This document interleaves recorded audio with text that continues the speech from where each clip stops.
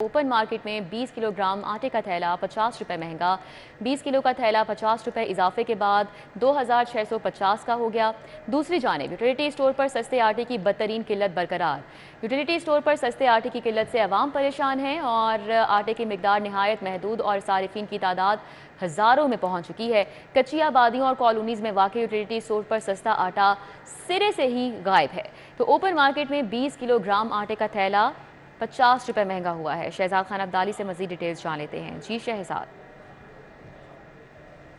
बिल्कुल, ईद उल अज़हा गुजर गई, लेकिन इसके बावजूद जो शहर के यूटिलिटी स्टोर हैं इन पर आटे की सप्लाई मामूल पर नहीं आ सकी। इसके अलावा अगर ओपन मार्केट की बात की जाए तो ओपन मार्केट के अंदर आटे की कीमतों में इजाफे का सिलसिला तसल्सल के साथ बरकरार है। आज भी 20 किलोग्राम आटे के थैले की कीमत में 50 रुपये का इजाफा देखा जा रहा है, जिसके बाद इसकी नई कीमत 2650 रुपये सामने आई है। और इसी तरह अगर हम गंदम की बात करें तो गंदम भी 4700 रुपये फी मन के हिसाब से शहर की मंडियों और पंजाब भर में इजनास की मंडियों में फ़रोख्त हो रही है। और इसी वजह से जो चक्की आटा है उसकी कीमत भी 170 रुपये फ़ी किलोग्राम है। यानी कि जो चक्की आटा है और ओपन मार्केट में जो आटे की कीमतें हैं वो तो तकरीबन सार्फिन की पहुंच से बाहर हैं। और इसी वजह से सार्फिन की बहुत बड़ी तादाद यूटिलिटी स्टोर्स का रुख करती है ताकि यहाँ से सस्ता आटा जो है वो मुनासिब दामों पर ख़रीदा जा सके। लेकिन शहर के यूटिलिटी स्टोरों पर सूरत हाल ये है कि जो बड़े पोश इलाकों में यूटिलिटी स्टोर हैं इनमें 100 से 150 थैला रोज़ाना या 2 या 3 दिन के बाद जो है वो सप्लाई किया जाता है। लेकिन जो कच्ची आबादियाँ हैं, जो हाउसिंग कॉलोनियाँ हैं और जो मुतवसत तबके के इलाके हैं उन इलाकों में वाकई यूटिलिटी स्टोरों पर जो सस्ता आटा है वो उसकी मिकदार मौजूद ही नहीं है। इस वक्त हम शादमान यूटिलिटी स्टोर पर मौजूद हैं और यहाँ पे एक शहरी हमारे साथ मौजूद हैं जो गारबन यहाँ पे घी की तरफ देख रहे थे और शायद इनका आटा भी जो है इन्होंने ख़रीदना हो। अस्सलाम वालेकुम जी। जी वालेकुम अस्सलाम। जितनी ऊपर मार्केट के अंदर आप महंगाई की सूरत हाल देख रहे हैं कि आप समझते हैं कि इतनी महंगाई में लोग जो इतनी एक्सपेंसिव गंदम है या ओपन मार्केट के अंदर ये चक्कियों के अंदर इतना महंगा आटा है वो ख़रीद सकता है गरीब आदमी? जी सबसे पहले तो मैं आपको एक ये बात करूं कि यहाँ पे यूटिलिटी स्टोर पे जितनी क्वांटिटी में ये इनको और जितने दिनों में ये इनको माल देते हैं ना वो बहुत ही कम है। आप समझे कि आटे में नमक के बराबर है, क्योंकि लोग जो भी सस्ता ख़रीदने के लिए आते हैं वो बेचारे यहाँ धक्के खाते हैं, लाइनों में लगते हैं, फिर बाद में पता चलता है कि आधों की बारी में आटा मिला है और आधे जो है वापस चले जाते हैं। तो इसलिए हुकूमत को चाहिए कि यहाँ पे अगर हुकूमत रिलीफ देना चाहती है अगर आवाम को, तो उनको चाहिए कि क्वांटिटी में आटा दें ताकि ये लोग भी आगे क्वांटिटी में डिस्ट्रीब्यूट कर सकें। और दूसरा जो ये लाइनें लग के काम है इसके लिए भी कुछ करें, यहाँ कोई सस्ते डिपो बना दें। घी जो है वो भी पहुँच से बाहर है, आटा जो है वो भी पहुँच से बाहर है, फिर गरीब आदमी कहाँ जाएगा? वो धक्के खाता है, यहाँ आता है, यहाँ पे भी ये लोग भी बस बैठे हुए हैं, इनको क्वांटिटी में जितनी में मिलता है ये उतना बेचते हैं, उसके बाद ये फारग होकर बैठ जाते हैं। तो मेरी गुजारिश है वज़ीर आला पंजाब से कि वो इस बात को नोटिस करें। पहले एतवार बाज़ार लगते थे, रमज़ान बाज़ार लगते थे, वज़ीर आला साहब ने कहा कि जी उतना रिलीफ हम आवाम को नहीं दे सकते थे जितना टेंटों का ख़र्चा आ जाता था, फ़लानी चीज़ का ख़र्चा आ जाता था। तो अगर उसका अल्टरनेट आप करते हैं तो उसको इतना वाफर में मकदार में भी करें। और दूसरा आटे की क्वालिटी चेक करें। यूटिलिटी स्टोर पे जो आटा आता है उसकी क्वालिटी कोई इतनी अच्छी नहीं है। मेरे जैसा बंदा जो आपको बात कर रहा है, हम बाज़ार से आटा लें या चक्की का आटा लें, उसकी क्वालिटी में और यूटिलिटी स्टोर की क्वालिटी में बड़ा फ़र्क है। आप उसको कभी पका के देखें, उसकी रोटी ऐसे हो जाती है जैसे भूरे की बनी हुई है। उसके बावजूद आवाम के ऊपर बोझ पे बोझ डालते जाएंगे तो फिर क्या होगा? आपके सामने ही है जो मुल्क के हालात हैं और जो अवाम के हालात हैं। अवाम में तो इतनी सकत भी नहीं है कि वो प्रोटेस्ट के लिए बाहर आए। ज़ाहिर है एक बंदा दिहाड़ीदार है, वो अपनी दिहाड़ी कमा के बच्चों को खिलाएगा कि वो प्रोटेस्ट के लिए बाहर आएगा? तो ये गुजारिश है जी आपके तवज्जुह से कि आप वज़ीर आला साहब अगर सुन सकते हैं तो उनको चाहिए यूटिलिटी स्टोर को बेहतर करें और जो पापोश इलाकों में है वहाँ पे आप क्वांटिटी की जो भी मिकदार रखना चाहें कर लें, क्योंकि उन लोगों ने तो ख़रीदने नहीं है ना, उन्होंने क्यों में लगना है। तो जहाँ जहाँ गरीब लोग रहते हैं, कच्ची आबादियाँ हैं या जो आप समझते हैं कि बैकवर्ड एरिया हैं, वहाँ पे इसकी क्वांटिटी को डबल करें और इस तरीके को थोड़ा सा ऐसे करें कि हर बंदे को रिलीफ मिल जाए। जो यहाँ पे ख़रीदारी के लिए आने वाले लोग हैं तकरीबन सभी का इसी तरह का रद्दमल आ रहा है कि एक तो यूटिलिटी स्टोरों के ऊपर आटे की जो मिकदार है वो बढ़ाई जाए और इसके साथ साथ जो आटे की क्वालिटी है उसको भी मॉनिटर किया जाए। और इसके साथ साथ अवाम वज़ीर आला पंजाब सैयद मोहसिन रज़ा नकवी से भी ये दरख्वास्त कर रही है कि वो यूटिलिटी स्टोरों की हालत ज़ार का नोटिस लें और गरीब तबके को रिलीफ देने के लिए इकदाम करें। जी। बहुत शुक्रिया। शहजाद खान अब्दाली हमारे साथ थे, अपडेट कर रहे थे।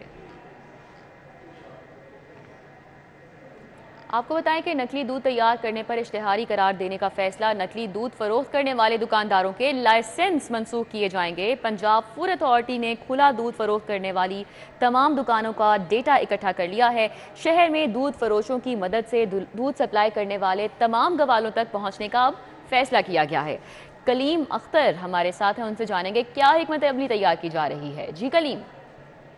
जी बिल्कुल, हजारों लीटर खुला दूध कहाँ से आता है, अब जो दूध फरोश हैं उन्हें ग्वालों तक का पता बताना होगा। शहर लाहौर में 1000 से ज्यादा ऐसी दुकानें हैं जो कि रोजाना की बुनियाद पर हजारों लीटर जो दूध है वो सप्लाई करते हैं। अब डीजी पंजाब फूड अथॉरिटी की हिदायत के ऊपर उन दूध फरोशों की मदद से ऐसे ग्वालों तक पहुंचा जा रहा है जो कि दीगर शहरों से शहर लाहौर में हजारों की तादाद में जो लीटर दूध है वो सप्लाई करते हैं। और उनकी जानिब से ये कहा गया है कि अब उन ग्वालों की मदद से ये देखा जाएगा कि क्या उनके पास माल मवेशी इतनी मिकदार में मौजूद हैं कि वो इतनी बड़ी मिकदार के अंदर जो खुला दूध है वो शहर लाहौर में मुख्तलिफ दुकानों पर सप्लाई करते हैं। अगर नहीं है तो फिर ये भी देखा जाएगा कि दूध सप्लाई करने के लिए क्या वो हरबा इस्तेमाल कर रहे हैं। अगर मुजर से दूध पैदा कर रहे हैं तो उनके खिलाफ पूरी कार्रवाइयां अमल में लाई जाएंगी और ऐसे दुकानदार और गवाले जो कि पहले भी जुर्माने और मुकदमात उनके खिलाफ दर्ज हो चुके हैं तो उनको भी अब बाकायदा तौर पर इश्तिहारी करार दे दिया जाएगा। जबकि इसके साथ साथ उन दुकानदारों जो कि खुला दूध मुजरे से सेल आउट कर रहे हैं, ना सिर्फ उनकी दुकानों को सील किया जाएगा बल्कि जो लाइसेंस है वो भी मंसूख कर दिया जाएगा। डीजी पंजाब फूड अथॉरिटी ने जो डायरेक्टोरेट ऑफ मिल्क है उन्हें हिदायत कर दी गई है कि वो तमाम दुकानों का मजीद डाटा भी इकट्ठा करें और ये देखें कि 1000 जो लीटर दूध है इससे जायद कौन फरोख्त कर रहा है। बहुत शुक्रिया कलीम, हमारे साथ थे, अपडेट कर रहे थे। और अब बात कर लेते हैं शहर लाहौर के मौसम की। अहले लाहौर तैयार हो जाएं, बादल फिर से बरसेंगे। आज से 8 जुलाई तक लाहौर में बादल बरसेंगे। शहर में मगरिबी हवाओं की एंट्री की पेशगोई की गई है और शहर का दर्जा हरारत 38 डिग्री तक रिकॉर्ड किया गया है। कम से कम दर्जा हरारत 28 और ज़्यादा से ज़्यादा 39 डिग्री तक जाने का इम्कान भी जाहिर किया जा रहा है। कोमल असलम हमारे साथ हैं, मज़ीद जानेंगे कि बारिश के हवाले से क्या पेशगोई की जा रही है महकमा मौसमियात की जानिब से। जी कोमल। जी बिल्कुल, लाहौर शहर के मौसम के हवाले से बात की जाए तो अब प्रॉपर तरीके से मानसून का जो है वो आगाज़ होने जा रहा है। महकमा मौसमियात की जानिब से ऐसी जो है वो नवीद सुनाई गई है। इस वक्त में से बात करने के लिए चीफ मेट्रोलॉजिस्ट मोहम्मद असलम मौजूद है। इनकी तरफ बढ़ते हैं, इनसे जानते हैं कि मानसून का सिलसिला जो है वो शुरू होने वाला है, बारिशें कब तक रहेंगी, क्या जैसे हमें प्री मानसून की बारिशें हमने देखी खूब बरसी थी, तो क्या ये मानसून की भी ऐसी होंगी? देखिए, अभी जैसे 3 तारीख से 8 तारीख के दौरान जो है महकमा मौसमियात ने प्रेडिक्शन की है तो इसमें लाहौर में भी अच्छी बारिश एक्सपेक्टेड है, बल्कि इसमें मूसलाधार बारिशें होंगी और नशीबी जगहों पे पानी भी जमा होने का इम्कान है। तो ये जो 4 से लेकर 7 तारीख के दौरान जो है ना ये मूसलाधार बारिश हो सकती है। तो इससे टेम्परेचर थोड़ा कम होगा लेकिन इसमें नमी ज़्यादा होती है, इसलिए कि हवस की कभियत होती है, तो इसमें कोई इतना बंदा रिलैक्स कह सकते हैं कि नहीं होता। तो टेम्परेचर ऐसे होता है जैसे फील्ड लाइक काफ़ी ज़्यादा होता है। वैसे जो 36-37 डिग्री सेंटीग्रेड तक रहने का इम्कान है। बिल्कुल, महकमा मौसमियात की जानिब से बताया जा रहा है कि टेम्परेचर में जो है वो तकरीबन 1 से 2 डिग्री की कमी आएगी, लेकिन मौसम जो है वो बेहतर नहीं होगा क्योंकि मानसून है, मानसून हब्स और घुटन के नाम से ही तो जाना जाता है। तो ये जो है वो अपना जौबन खूब दिखाएगा। टेम्परेचर में जहाँ पर बताया जा रहा है कि 1-2 डिग्री कमी आएगी, वहीं ये भी बताया जा रहा है कि मौसम कुछ भी बेहतर नहीं होने वाला। बारिशें मूसलाधार ज़रूर रहेंगी, तो शहर लाहौर के बाद से अपनी एहतियात बरतने वास्ते हुकाम को भी अलर्ट रहने के हवाले से ताकीद कर दी गई है। मौजूदा सिचुएशन के हवाले से बात की जाए तो इस वक्त भी घुटन अच्छी खासी महसूस की जा रही है, हब्स में शिद्दत आ चुकी है और टेम्परेचर जो है वो इस वक्त 38 डिग्री सेंटीग्रेड रिकॉर्ड किया जा रहा है, जो कि आइंदा 24 घंटों के दौरान 39 तक जाएगा और कम से कम जो है तकरीबन 28 रहेगा। फ़िज़ाई आलूदगी के हवाले से अगर बात की जाए मजमूई शरह 9। बहुत शुक्रिया कोमल। मानसून की पहले स्पेल की आमद, कलमा चौक अंडरपास की निकासी फिर रिस्क पर है। सीबीडी हुकाम ने अंडरपास में पानी भरने से सबक नहीं सीखा। पंप्स की तनसीब अभी भी ताख़ीर का शिकार है। डिज़ाइन और कॉन्ट्रैक्ट के मुताबिक 8 पंप्स में से एक पंप भी नस्ब नहीं किया जा सका है। दुरनायाब से बात कर लेते हैं। जी दुरनायाब। जी बिल्कुल, सीबीडी हुकाम की और एनएलसी की जानिब से जो पंप बर वक्त इंस्टॉल ना किए गए उसका खमियाजा पूरे लाहौर को भुगतना पड़ा और चंद घंटों की बारिश ने ना सिर्फ लाहौर को डुबोया बल्कि कलमा चौक को तालाब की सूरत हाल जो है उसमें डाल दिया। पूरी रात लगा कर भी पानी नहीं निकल सका और अगली रात जाके पानी निकला। इसके बाद भी अगर सीबीडी हुकाम और एनएलसी मिल के पंप नहीं लगा सकते तो ये आने वाली बारिशों में एक बहुत बड़ा लम्हा फिक्रिया होगा। अभी से इस पर प्रिकॉशंस लेनी होंगी, लेकिन अभी तक CBD हुकाम और NLC मिलकर एक भी पंप नस्ब करने में कासिर दिखाई दे रहे हैं। और हालात ये हैं कि 8 टोटल पंप लगने थे, जिसमें से 3 पंप जो हैं वो सेंटर पॉइंट पे लगने थे, जबकि 5 पंप जो हैं वो नेशनल बैंक पार्क में लगने थे और ये KSP की जानिब से फराम किए जाने थे। NLC ने प्रोक्योर करने थे और CBD हुकाम को हैंड ओवर करने थे इंस्टॉल करके, जो अभी तक नहीं हो सका।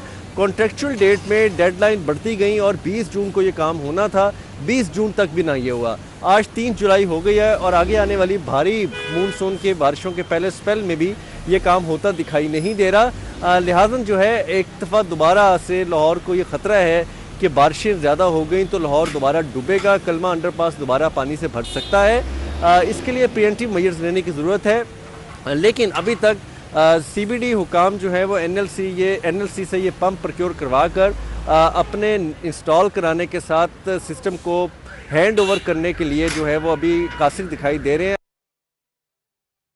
तादुर नायाब थे, अपडेट कर रहे थे। लाहौर हाई कोर्ट ने चेयरमैन PCB के इंतखाबात कराने की इजाज़त दे दी है। अदालत ने चेयरमैन PCB के इंतखाबात के खिलाफ हुक्म इम्तनाई वापस ले लिया है। मलिक अशरफ से बात कर लेते हैं। जी मलिक अशरफ। जी बिल्कुल, लाहौर हाई कोर्ट के जस्टिस अनवार हुसैन की अदालत में PCB के बोर्ड ऑफ डायरेक्टर्स की तैनाती और चेयरमैन की इलेक्शन के हवाले से दायर दरखास्त पर समाअत हुई है और अदालत ने जो चेयरमैन PCB के इंतखाबात हैं उसकी इजाज़त दे दी है और हुक्म इम्तनाई वापस लेने की इस्तदा मंजूर की है। जस्टिस अनवार हुसैन ने करार दिया है कि इसी नौयत की दरखास्तें जो है वो जस्टिस शाद करीम की अदालत में भी ज़ेर समाअत हैं, तो मुनासिब होगा कि इस दरखास्त को भी, मेन दरखास्त को भी उनकी अदालत में सुना जाए। तो जस्टिस अनवार हुसैन ने इस दरखास्त को जस्टिस शाद करीम की अदालत भिजवाने की सिफारिश करते हुए फाइल चीफ जस्टिस को भिजवाई है। दरखास्त गुजारों की जानब से हमजा शेख एडवोकेट समेत दीगर वकला पेश हुए। दरखास्तों में यह मौक़िफ़ इख्तियार किया गया था कि इलेक्शन कमीशन ने PCB के बोर्ड ऑफ डायरेक्टर्स की तैनातियाँ की हैं जो उसका इख्तियार नहीं था। तो अदालत से एक तो ये इस्तदा की गई थी कि बोर्ड ऑफ डायरेक्टर्स की तैनातियों को कलअदम करार दिया जाए और केस के हतमी फैसले तक इस पर अमल दरामद को रोका जाए और इंतखाबात जो हैं वो भी उनको भी रोका जाए। तो हम अदालत ने जो इस हवाले से जारी पहले से हुक्म इम्तनाई था उसको वापस लेने की इस्तदा मंजूर कर दी है। जी ठीक है, बहुत शुक्रिया मलिक अशरफ।